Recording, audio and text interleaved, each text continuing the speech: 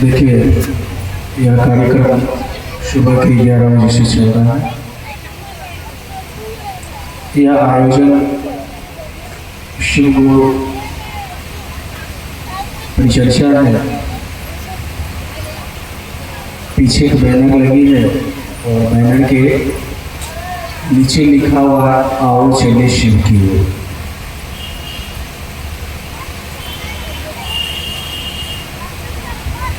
और लगातार इस विषय पे बातें चल रही है। हमारे बीच काफी दूर दराज से भाई बंधु आए हैं।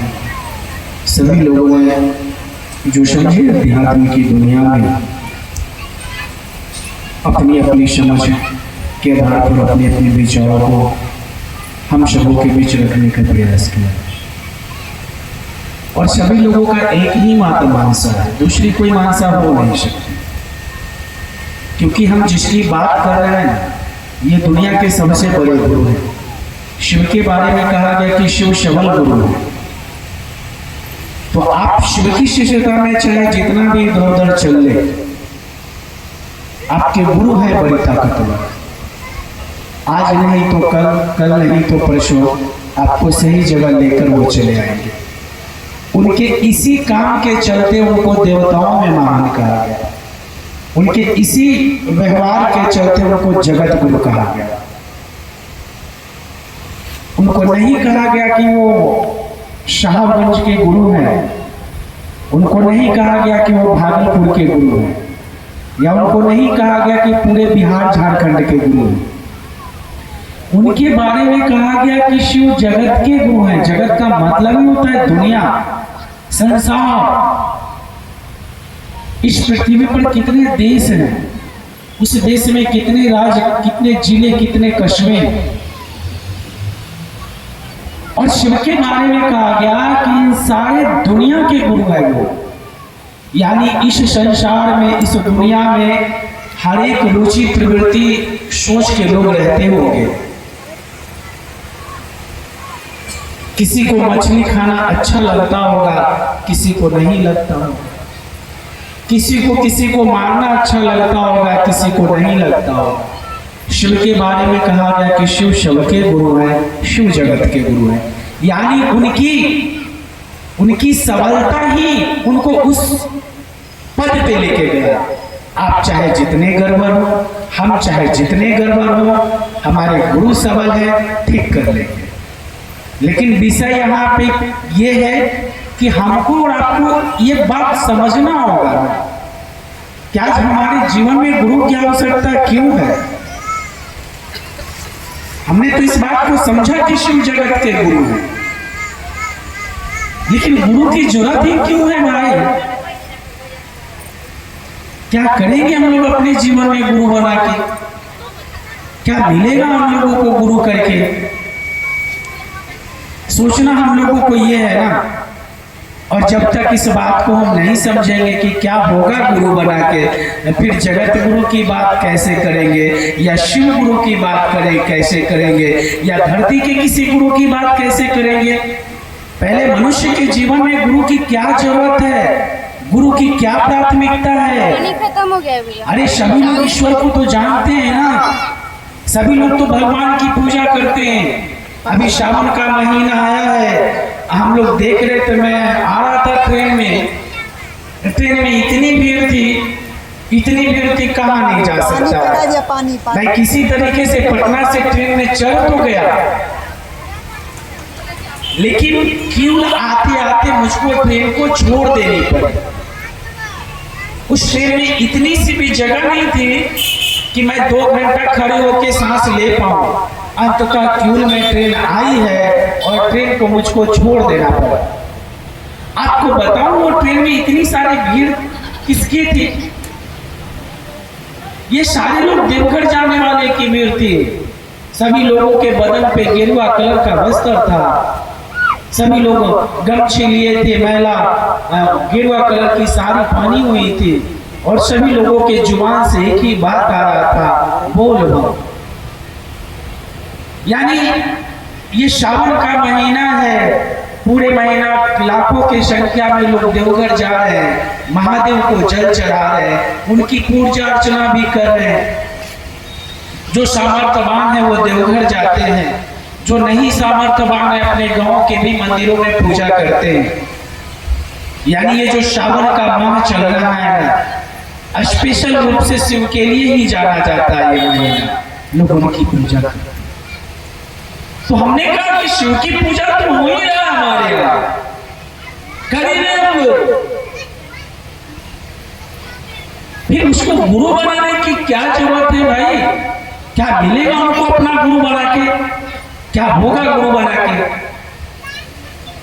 चलिए हम लोग थोड़ा विचार करते हैं, हम लोग पूजा करते ही क्यों हैं? हम लोग को पूजा करके मिला क्या या मिलेगा? आप महादेव के पास जा रहे हैं, महादेव के मंदिर जाते हैं, क्या मानते हैं? आप यही कहते हैं ना, महादेव मेरा जमीन फंसा है क्लियर कर दीजिए, बेटा पढ़ाई कर रहा है नौकरी दे दीजिए, घर बन जाए, सुख संपत्ति दे दीजिए। जरा विचार करिए, क्या महादेव इतना ही कुछ दे सकता है आपको? क्या महादेव को इतना ही के लिए जाना जा रहा है? अरे जो स्वयं देवताओं में महान है, जिनके बारे में कहा गया वो जगत के पिता हैं, केवल आपको घर देंगे? क्या आपको धन ही दे सकते हैं वो? क्या संपत्ति दे सकते हैं वो? इतनी सी चीज के लिए आप उसके पास जाते हैं? अरे इतना काम तो आप स्वयं भी कर लेंगे भाई। आप प्रत्येक दिन कमाना शुरू करिए, आपके पास धन आ जाएगा। आप ईमानदारी से, लगन से, तन्मयता के साथ मेहनत करिए। आप 100 रुपया कमाइए, 10 रुपया खर्च करिए, 90 रुपया बचा लीजिए। वो 90 रुपया संग्रह करते करते एक बड़ी धन हो जाएगी एक दिन। बेटे को ढंग से पढ़ाइए, एक दिन नौकरी मिल जाएगा उसको। आप मेहनत लगन के साथ घर में रहिए, ईमानदारी से अपने घर के काम करिए, घर में शांति आएगी। आप ये कर सकते हैं, ये आपके बस में है। आप इसको मांगने के लिए महादेव के पास जाते हैं। क्या महादेव इतना ही कुछ देते हैं? जिनके बारे में कहा गया कि वो ईश्वर है, वो नियंत्रक है। हम कहते हैं कि वो कंट्रोलर है, पूरी दुनिया पर कंट्रोल किया हुआ है, पूरी दुनिया का मालिक है। और जो पूरी दुनिया का मालिक है, संपूर्ण जगत का मालिक है, आप उसको जाके कहते हैं कि बेटा दे दीजिए, उसको जाके कहते हैं कि घर दे दीजिए, क्या होगा? इतनी सी समझ हमारे और आपके पास है। जिस घर को आप महादेव से मांगते हैं, क्या वो घर आपके साथ जाना है? वो घर मेरे साथ जाना है? मिले भी महादेव से तो क्या मांगे? घर मांग लिए, धन मांग लिए, संपत्ति मांग लिए। सच तो ये है कि हमको आपको मांगना भी नहीं आता है कि महादेव से मांगे भी तो क्या मांगे।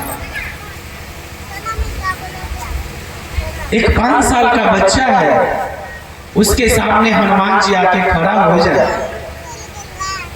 या इस गांव के जो मुखिया है वो मुखिया उस बच्चे के पास खड़ा हो जाए और मुखिया उस बच्चे को कहे कि बेटा मांगो, हमसे क्या मांगोगे?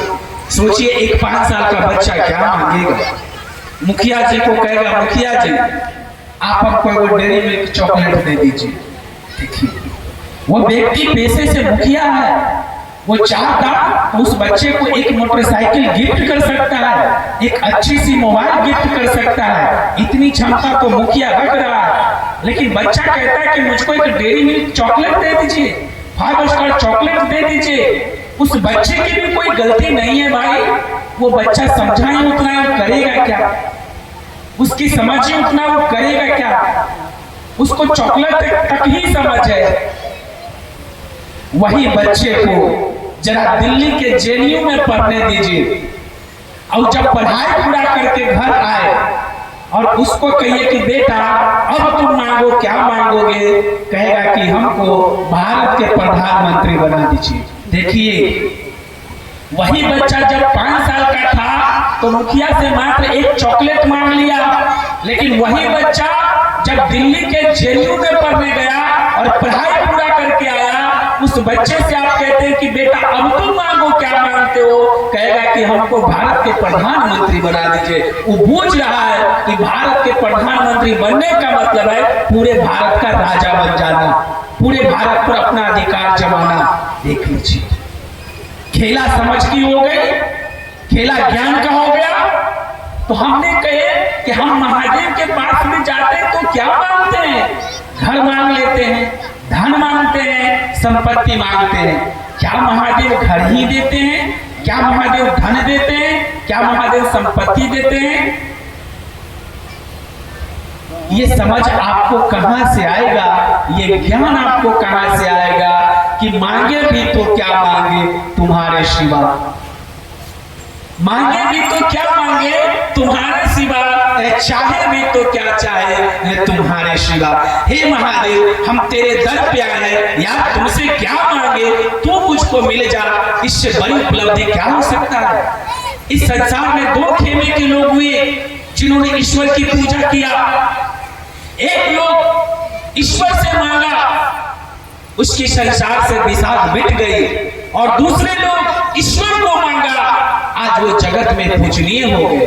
आज तक तो हम लोगों ने यही किया है, शिव के संपर्क में जाके, शिव के मंदिर में जाके शिव से मांगा, घर दे दीजिए, धन दे दीजिए, बेटा दे दीजिए, संपत्ति दे दीजिए। हुआ क्या? बेटा भी चले गए, मैं भी चला गया, धन भी चला गया, धन को मांगने भी चले गए, संपत्ति भी चले गए, संपत्ति को मांगने वाले भी चले गए। कुछ मिला क्या? कुछ हुआ? लेकिन जो लोग शिव को मांग लिया, आज जगत उसकी पूजा कर रही है, संसार उसका पूजा कर रहा है। मैंने कहा कि रावण महादेव के अनंत भक्त थे। रावण महादेव की भक्ति करके महादेव से त्रिलोक की शक्ति मांगा, महादेव से मांगा, शिव से मांगा, क्या मांगा? त्रिलोक की शक्ति मांगा। और हमारे यहाँ की आध्यात्मिक पुस्तक कहती है कि रावण के पास 1.25 लाख नाती पोता था। दूसरी पंक्ति कहती है कि बचाना कुल में रो बनाना। वह रावण जो महादेव से त्रिलोक की शक्ति लिया, एक समय ऐसा आया कि उस त्रिलोक की शक्ति उसके कोई काम में नहीं आया। उस त्रिलोक की शक्ति लेके भी वो रावण ना तो खुद को बचा पाया, ना अपने कुल खानदान को बचा पाया। दूसरी तरफ उसी महादेव को लोगों ने मांग लिया। माँ पार्वती शिव को पाने के लिए साधना कर रही थी। देव ऋषि नारद कहते हैं कि हे माँ, हे कन्या, आप किसी के लिए ये साधना कर रही हो? माँ पार्वती कहती है कि बस शिव को पाना है। नारद कहते हैं कि हे, उस जंगली से शादी करके क्या करोगी? उसको पाकर क्या करोगी? उसके पास तो घर नहीं है, उसके बदन पे तो वस्त्र नहीं है, वो तो निहंगा जिंदगी जीता है, वो तो शमशानी है, उसके गले में सर्प है। भला तुम उस शमशानी से शादी करके क्या करोगी? तू तो हिमालय राज की पुत्री है, तू राजकुमारी है। सोचो, उसके पास तो घर ही नहीं है, तू ब्याह करके तुमको कहाँ रखेगा? लेकिन माँ पार्वती के मन में एक ही संकल्प दृढ़ था। उन्होंने कहा था कि जन्म जन्म के रगड़ हमारी, अब बरमिलूं शंभू ना तो रहबो कुमारी। ये जन्म जन्म के मेरा संकल्प है कि शिव मेरे होंगे पति, नहीं तुम कुमारी रह जाएंगे, हम दूसरे किसी से ब्याह नहीं करेंगे। नारद कहते रह गए कि शिव को छोड़ के आप किसी और देवी देवता का नाम बताइए, किसी ऋषि मनीषी का नाम बताइए, मैं आपकी प्रस्ताव दूर तक लेके जाऊंगा और उनसे आपकी विवाह होगी, आप एक सुखी संपन्न जिंदगी जिएंगे। लेकिन भगवती कतई तैयार नहीं हुई। उन्होंने कहा कि मैं किसी और से नहीं, अगर शादी मुझको करनी है, जिंदगी जीना है, तो शिव के साथ जीऊंगा, शिव को पाके जीऊंगा। और कहानियां कहती है, इतिहास गवाह है कि माँ भगवती ने शिव को पाया और शिव को पाके आज वो जगत जननी कहला गई, आज वो आदि शक्ति कहला गई, आज वो भगवती कहला गई। तो शिव की पूजा करने वाले की 2 खेमा रही है। एक लोगों ने शिव से मांगा और दूसरे लोगों ने शिव को मांगा। जिन लोगों ने शिव से मांगा उनकी तो विषाद खत्म हो गई दुनिया से, लेकिन जिन जिन लोगों ने शिव को मांगा आज वो जगत में पूजनीय है। जरा हम आप विचार कर लीजिए, आप शिव से मांगना चाहते हैं कि शिव को मांगना चाहते हैं? हम लोग तो शिव शिष्य के रूप में एक ही बात कहते हैं कि मांगे भी तो क्या मांगे तुम्हारे सिवा, और चाहे भी तो क्या चाहे तुम्हारे सिवा। हे शिव तुम ही मुझको मिल जाओ, क्या चाहिए मुझको इस संसार से? शिव ही मिल जाएंगे तो क्या बचेगा? तो हमने कहा कि आज हमको और आपको जरूरत है शिव को पाने का, शिव को अपना बनाने का। और शिव हमारे और आपके अपने होंगे कैसे? उनको तो बोली में अपना नहीं बनाया जा सकता है। शिव को अपना बनाने की समझ होगी, शिव को अपना बनाने का ज्ञान होगा, तभी ना हम आप शिव को अपना बनाएंगे। वरना शिव से मांगेंगे, घर मांगेंगे, धन मांगेंगे, एक दिन क्या होगा? वह मांगना भी आपके दुख का कारण बनेगा। गांव समाज में बहुत सारी माँ है जिनको संतान नहीं होता है, वो उपासना करती है, आराधना करती है, मंदिर में जाके महादेव से बेटा मांगती है, महादेव दे देते हैं, उनको देने वाला कहा गया है दे भी देते हैं। लेकिन वही बेटा जब बड़ा होता है तो माँ बाप को घर से धक्के मार के निकालता है, वही बेटा माँ बाप को तकलीफ देता है, वही बेटा चौक चौराहे पर दारू पी के घूमता हुआ नजर आता है और समाज के लोग कहता है देखो फलाना का बेटा दारू पी के रोड पर नंगे नाच कर रहा है, देख लीजिए। जब तक माँ के गर्भ में संतान नहीं था, दूसरे की बच्चे को देखकर उस माँ को आता था, तब होती थी कि एक संतान मुझको भी होता।